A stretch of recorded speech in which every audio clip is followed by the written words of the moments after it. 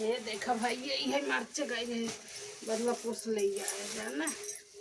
ये देखा 100 रुपये 1.5 किलो, 1.5 किलो ये है और 1.5 किलो ये है। इसी मार्चक चक्कर में है मार्चो देखत रहे आप, मार्चो देखत रहे है। ये मैं देखा और 1.5 किलो कर लिए है। और ये देखा सेम है 20 रुपये की पाव सेम ग्राम में। और ये देखा 10 रुपये पलकी कर ली है।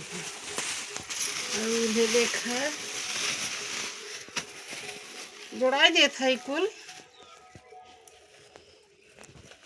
छीमी है, छोटे नहीं आता है छीमी मरचा जंगला कुल। देखा भैया ये सेम है और कोनो सेम नहीं मिलता रहा है, यही सेम मिलता रहा है। ये लिए 20 रुपये पाउआ। एक कमेंट में बताओ जा खाए में अच्छा लागत है कि नहीं। जी अगर लिए खाए हो तो कभी ना लिए रहे, ये आज लिए है। देखा कैसन है भैया, इतना सामान लिए है पापड़ तोहरे अब जोड़ावे बाटे है।